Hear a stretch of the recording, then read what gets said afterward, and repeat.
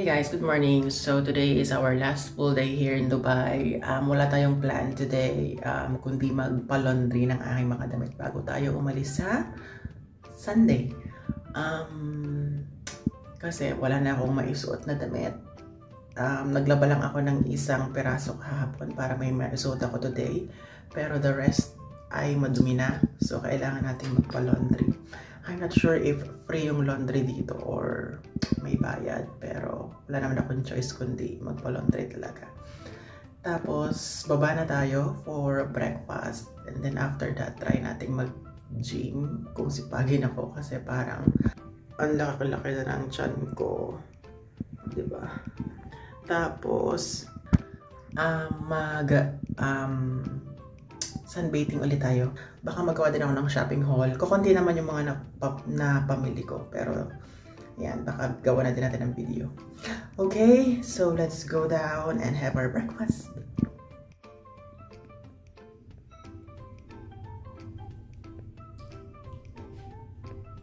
So guys, ito yung nakuha ko.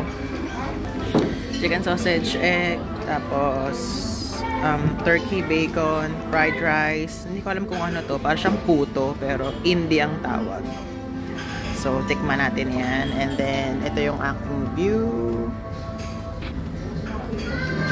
So, iniinom ko lang yung aking coffee. Nagpagawa ako ng latte kay ate.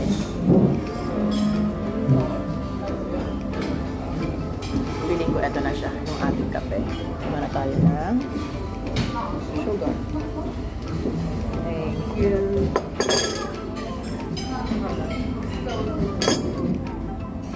Thank you. Yung ating coffee. Lagyan natin sugar.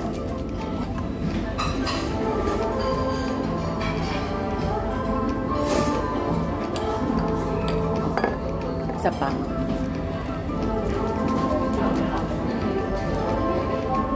Pero kalahati lang.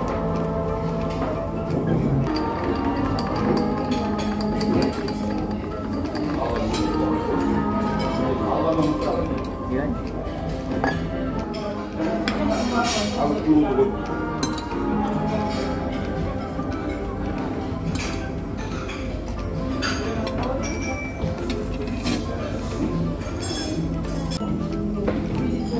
Kumuha din ako ng smoked mackerel para siyang tinapa. Tsaka suka.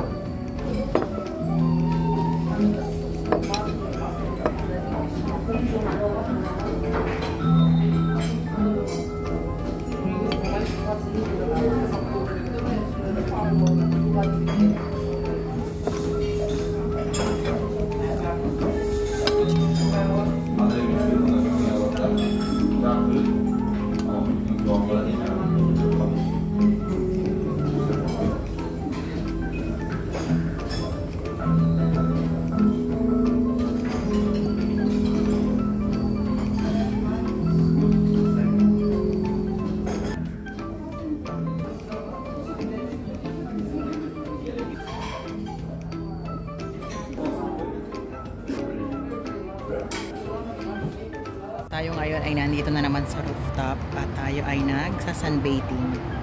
Today is 43 degrees. Sobrang init. Grabe. Tingnan nyo. Pero ang sarap.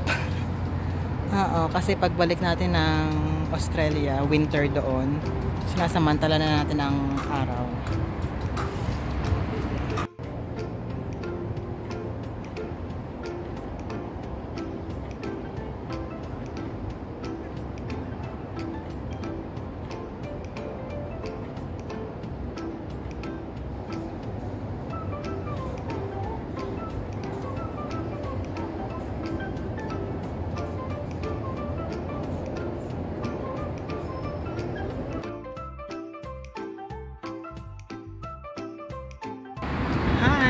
So, nandito na naman tayo sa labas.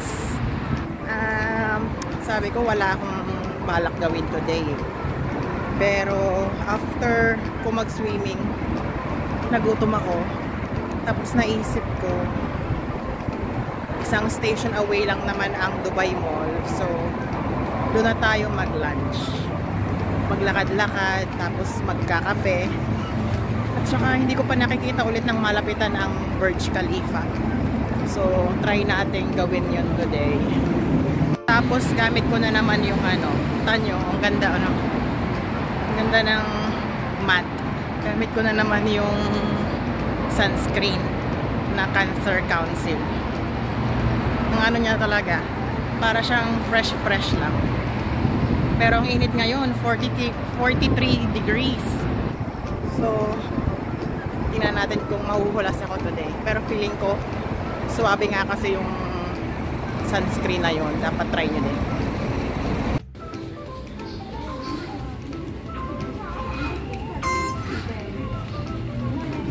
So, meron pa tayong 14 dirhams. Platform 2. Ay, kakaalis lang ng train. Kasi nagbabaan na yung mga pasahero. Siguro mga 2 minutes lang naman ang pagitan, so okay lang. Nandiyan na yung train. Ashrin daw. 2020 ibig sabihin. Ashrin.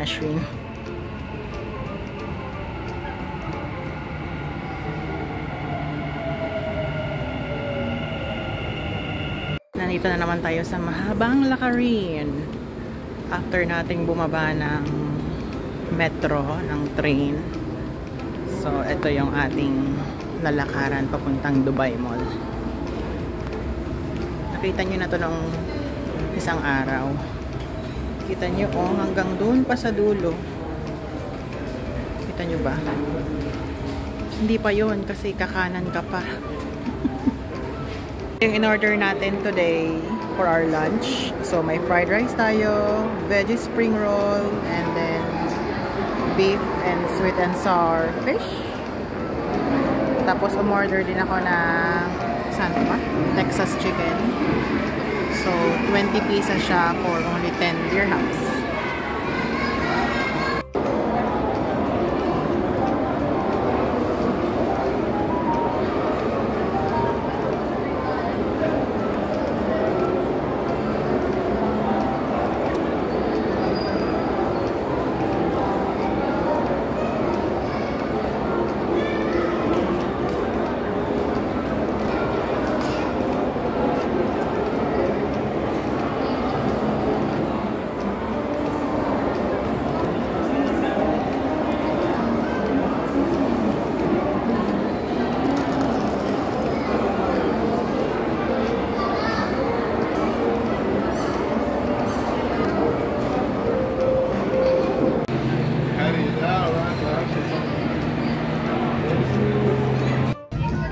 Dito na tayo guys sa Burj Khalifa. Saan yun? Ayan o.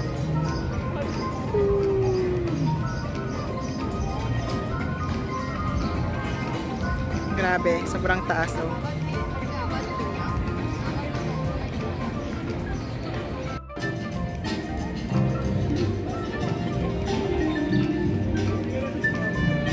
Nandito tayo sa kabilang side nung Dubai Mall. So, nasa likod ko yung Dubai Mall and then parang meron silang bridge papunta dito.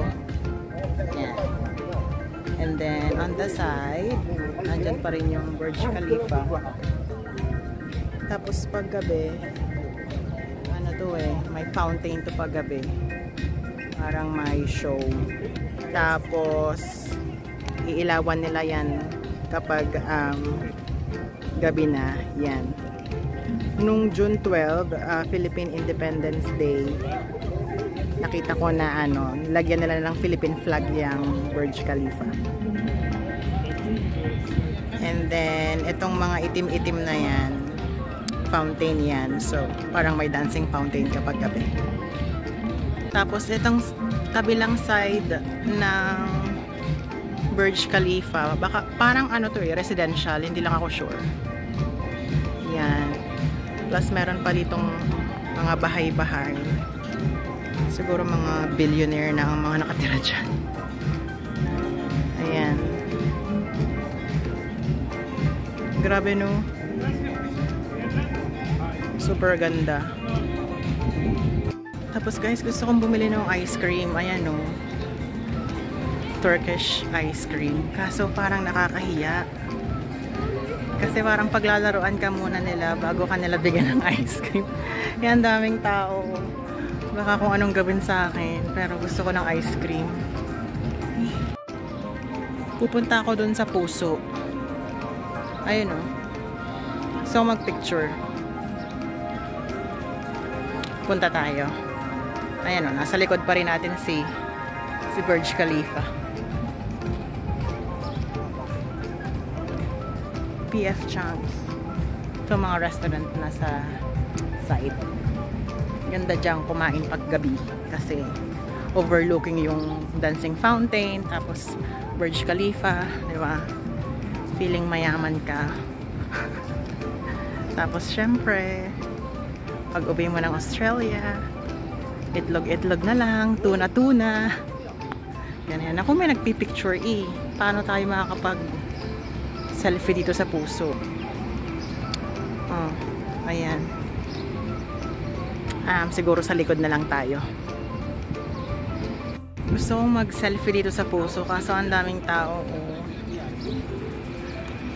Ayan, hintayin na lang natin na umalis sila and then mag-selfie tayo ng isa. Ayan, feeling ko solve na tayo. Ang dami ko nang nakuhang picture. Ayan, for the last time, 360. Ayan, nasa na siya? Ayun. Sobrang taas, diba? Grabe. Ayoko na. Pasok na tayo ng mall. Super init. Ayun talaga yung Turkish ice cream. Kaso nakakahiya na naman. Parang gusto kong bumili nito. Parang ang sarap niya. Parang gusto ko nitong plain lang. Nakabili na ako ng Turkish Delight. Kainin natin mamaya. Dito pala sa pinakababa ng Dubai Mall, puro siya mga cafe, mga sweets. Tamo yun yung binilhan ko kanina. Tapos lahat doon puro mga cafe, plus ito pa, plus yun pa. Super dami. Pasok tayo dito sa isa, baka meron ding masarap na mabibili. Guys, sarap ng kanilang pastries. Bale, nag-order ako ng iced salted caramel. Tingnan ko pa kung ano yung kakainin ko. Ito na lang kukunin ko. Creme brulee custard. Salted caramel and creme brulee. Ano tawag dun? Basta yun. So, tikman na natin.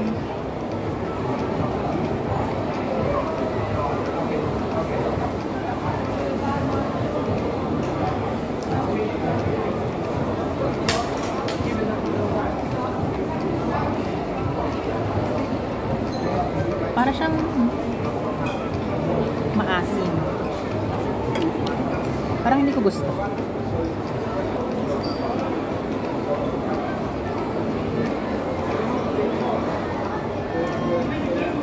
Sarap to.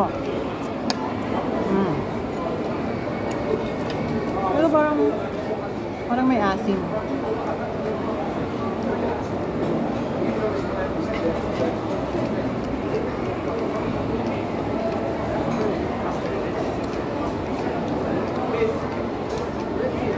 Parang hindi ko gusto.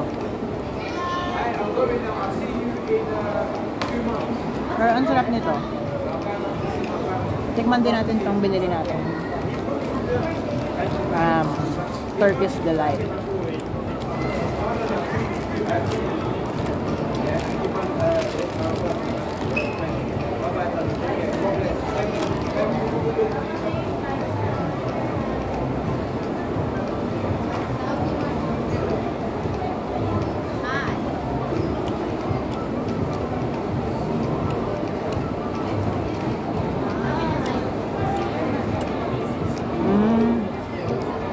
Sarap.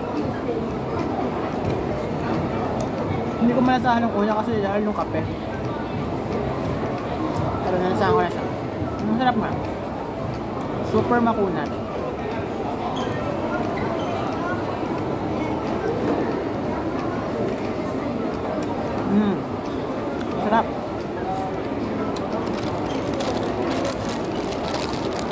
Pero ubusin ko muna itong creme brulee na to.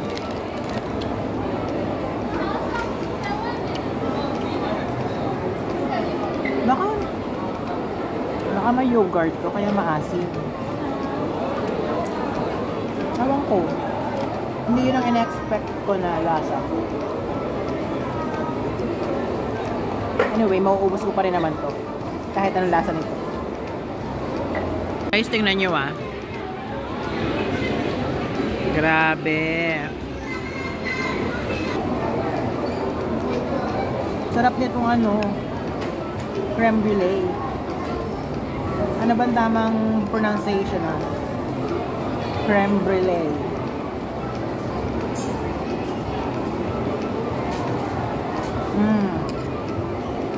Sarap eh.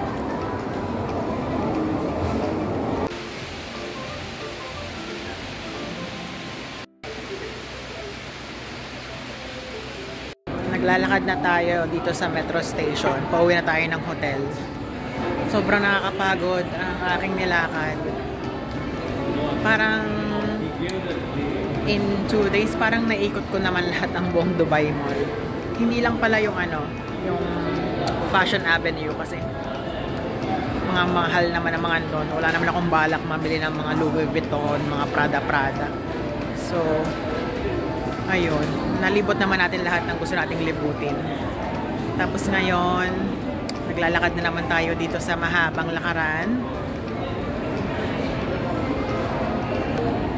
Siguro mga 5 to 10 minutes pa bago tayo makarating sa mismong train station. So guys, nandito pa rin tayo sa Walkalator. Sobrang haba ng nilalakad ko. So parang pinaubaya ko na sa Walkalator ang aking future. Nakakapagod.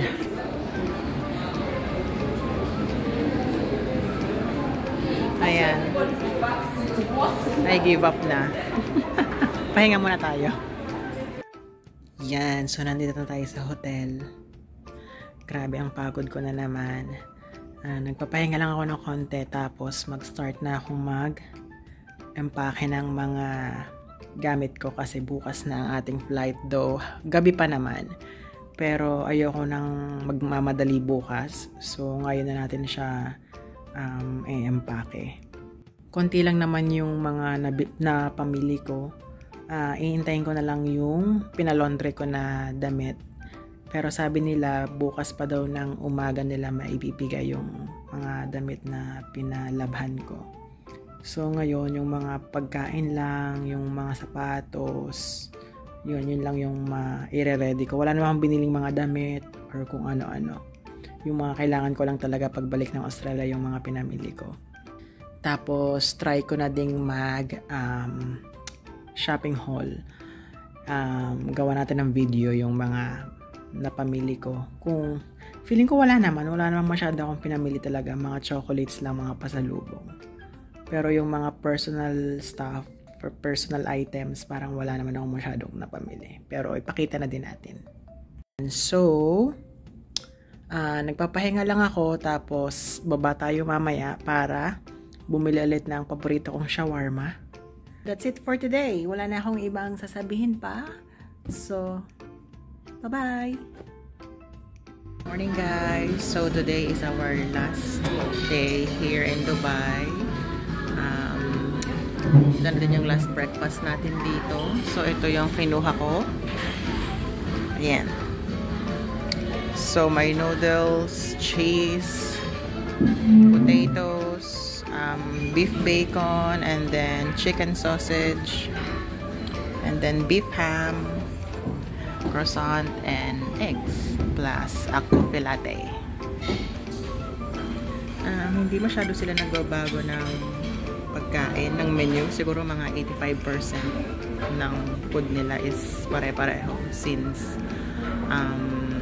Sunday nung dumating ako, yun na lang at yun din ang pagkain nila. Anyway, okay naman, masarap naman, pero kukunti yung mga bagong pagkain, gano'n. So, ulit-ulit lang sila. Parang ako ulit-ulit sinasabi. 10 10 o'clock na. Magsuswimming lang tayo ng 1 hour. And then mag-start na tayong mag-empake. Sayang naman yung isang oras ko. Hindi natin susulitin. So, mag-swimming muna ako and then packing time. Nakabalik na tayo dito sa room. So, magpapack na tayo. Parang 35 minutes lang naman akong swimming. Kasi natatakot akong malate. So, 12 o'clock ang check-out dito sa hotel. Tapos, nakuha ko na din yung pinalaundry ko. So, eto lang siya. Yeah.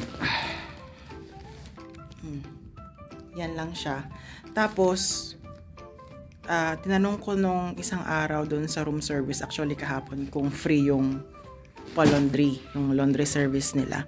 Sabi nung room service, oo daw free. So, nagpa-laundry ako. Tapos, siningilan nila ako ngayon ng $200. I mean, 200 dirhams. So, hindi ko alam kung magkano yun in Australian dollars. Pero, nainis na ako. Nagbayad na ako. Ayaw ko nang makipagtalo. Yun din yung lalaking nagsabi sa akin na free yung laundry. Ewan ko, baka hindi niya naintindihan. Nag-guess na lang siya. Ayun, so, medyo marami akong aayusin at ilalagay sa maleta. Medyo kalat-kalat pa siya. Hindi na ako magva-vlog mamaya sa airport kasi 2 maleta yung dala ko. Medyo mahirapan ako maghawak ng camera. So, ayun, medyo maikli yung last day natin dito kasi nga half day lang naman tayo. And then, yeah, that's it. So far, sobrang saya naman ng aking bakasyon dito sa Dubai. Parang nagawa ko naman lahat ng gusto kong gawin. Lahat ng mga gusto kong bilhin, nabili ko naman.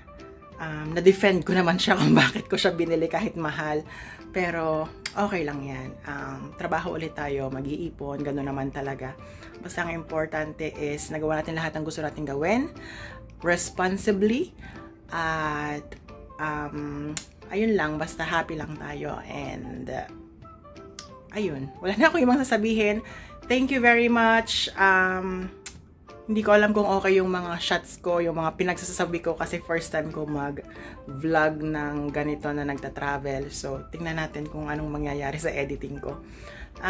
Ayun. So, thank you very much, guys. See you next time. المحطة الأخيرة لهذا القطار هي سنتر بوينت.